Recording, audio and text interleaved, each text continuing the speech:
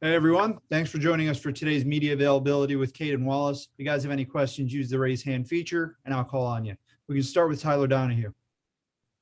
Hi, Caden. Good afternoon. Hey, how are you? I'm okay. How are you doing? Pretty good. Great. How was Sunday for you guys on the offensive line coming in, looking at the film? Franklin said he considered those two defensive ends maybe the best in the country, but when you're rewatching some of that film, can you kind of tell us how challenging that was and kind of where the self-growth came from? I mean, yeah, it was definitely a challenge. We knew what we were walking into this week. And our main thing from film on Sunday was just learning, using the game as a learning opportunity and just build off of it and just be better athletes. Rich Garcella.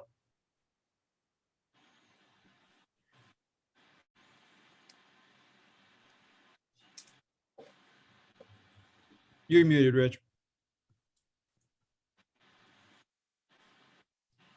Caden, can you tell us where your frustration level is at this point of the season with the number of sacks you guys have had in the last few weeks and the way the running game has struggled?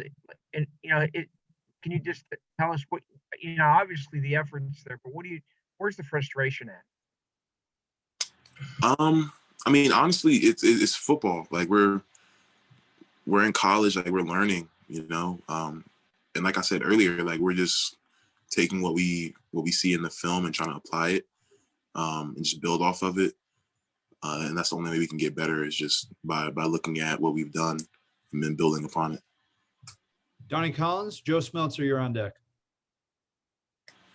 Hey, Caden. James said that you guys are going to keep attacking the running game, keep trying to do little things to get better. Where have you seen some improvement the last 3-4 weeks? I mean, just it's just we're improving like week by week. It doesn't there's no really like clear way to track it. I guess for me, I'm more like gap sound and stuff in the run game. I'm working on my technique more. And I know the other guys around me are, the other offensive linemen, the other tight ends, and the running backs. Everyone's working on their own separate stuff. And whether it happens, now or in the future, we're going to get better because we're learning. Joe Smeltzer. Caden, obviously, Aiden Hutchinson's a great player, and he might well be the number 1 pick in next year's draft. How much do you think going against him is going to help you just further down the line as you get better at your position on the line? Yeah, I definitely learned a lot and got better this weekend. I talked to number 55, David Ajabo, because we're pretty cool from high school. And we just talked about progression and just being able to learn from guys you haven't gone against. And I learned a lot about technique, my technique. And, I'll definitely start applying or be able to apply the stuff that I learned last week in the future. Tyler Donahue, Rich Garcella, you're on deck. Yeah, I know you're both Jersey guys, and I don't know if when that conversation took place with David, was that after the game? Was it on the field? Was it via phone? And what was that conversation kind of going over? You don't often hear about opponents catching up that way right after a matchup. Yeah, we talked a little bit on the field right after the game. And we talked a little over Snapchat. But for me at least, I like to learn. And, guys like David and guys like Aiden are really good defensive ends, like you said, first round guys. So just being able to learn and talk to them is extremely important. Rich Garcella.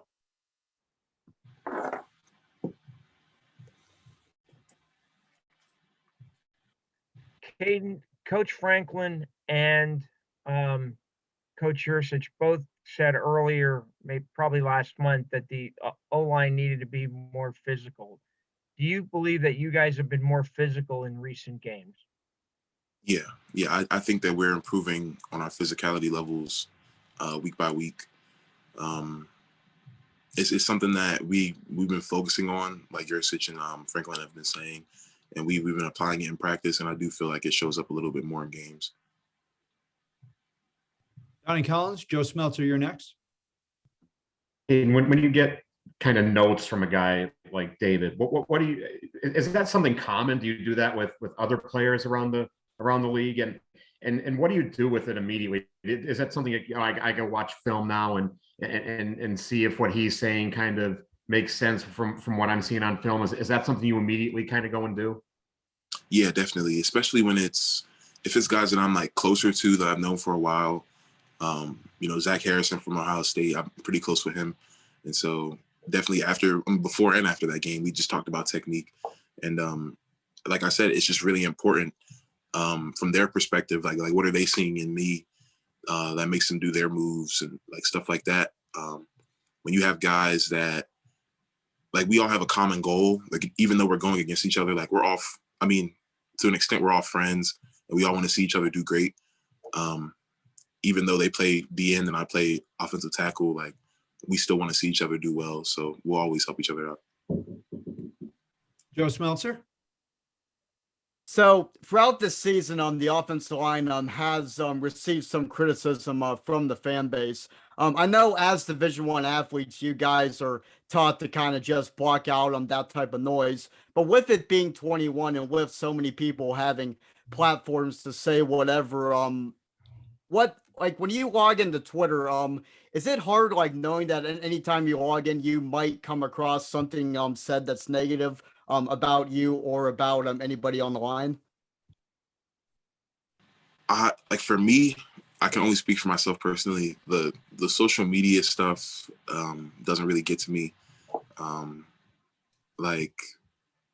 see a lot of the times like people will be online and like they'll say certain things and like they won't exactly know what the play is or like the blocking assignments for the play.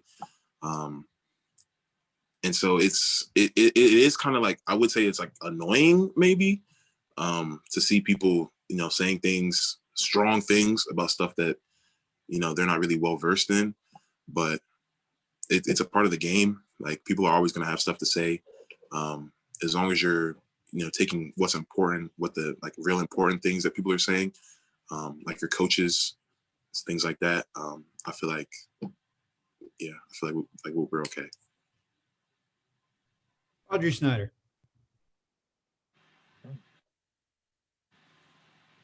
I'm sorry, my internet's been a mess. Caedan, sorry if you've been asked this, but long term, did you feel like you project better inside at guard, or is tackle where you think you're going to stay? I haven't really, thought too much about that. I consider myself just an offensive lineman. Like I'll play tackle, I'll play guard, I'll play wherever I'm needed at. But I haven't really thought long term where I belong. Tyler Donahue. A guy whose name's been mentioned a few times in recent weeks is Landon Tengwall. Do you feel like he's ready, if called upon, to be successful in a Big Ten game? And what has he done here in year one on campus? Because he's been kind of away from us for the whole time. Yeah, I definitely think Landon would be able to step up to the occasion if his number's called. He's a really hard worker. Him and Olu this summer really took a big step. And it's just, it is really cool seeing his development. I was cool with him when he was in high school. So him coming here and just developing the way that he is pretty cool. Rich Garcella. Caedan, what gives you hope and optimism that things will get better, particularly in the run game, these next 3 games? We care and we're invested. We may not be getting the results that we want or that the fans want, but like we're working, we're building, and to an extent, that's really all that we can do is just continue to work hard and, put our heads down and really focus on getting to our common goal. Donnie Collins, Audrey Snyder, you're on deck. And it looked to me anyway, when Bryce Effner got in the game, he had some success, moving some linemen and opening up some holes in the run game. What does he kind of bring to you guys as kind of a guy who's waited his turn, but now that he has had a little bit of a chance to get in there, what did you see from him? Yeah, he's definitely a really motivated guy. He's very physical, and he's like on a personal level, he's just a great guy to be around. So he definitely brings an extra spark to the room. And it was just really good to see him get in the game. Really, any game that he gets in, he always kind of shows out. So it was really cool. Go ahead, Audrey. Caden, when Coach Franklin says last week that you guys try to fake the field goal there because that's like your best shot because of short yardage situations in this offense, what does that say or mean to someone like you? I mean, do you take that personally that 2 yards out that you guys don't get a shot to try and block? No, I don't take that personally. I see it as just a coaching decision that they made. I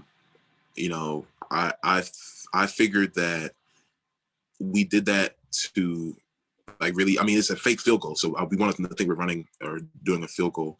So I feel like if we had the offense out, they just would have known we were going for it. So I don't feel offended by that though. No. Tyler Donahue.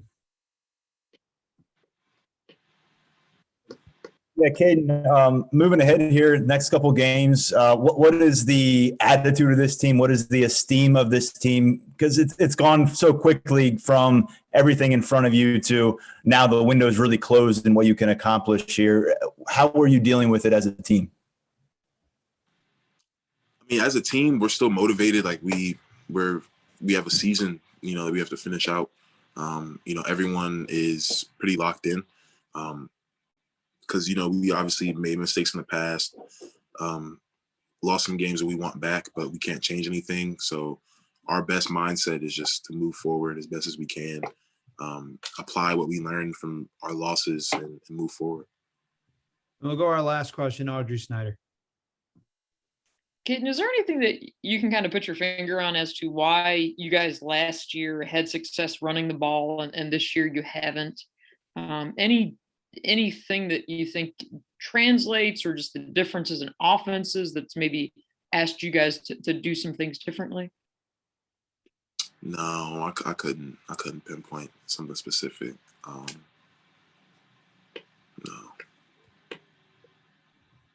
All right. Thanks, Caden. Thanks everyone for joining us. Thank you guys.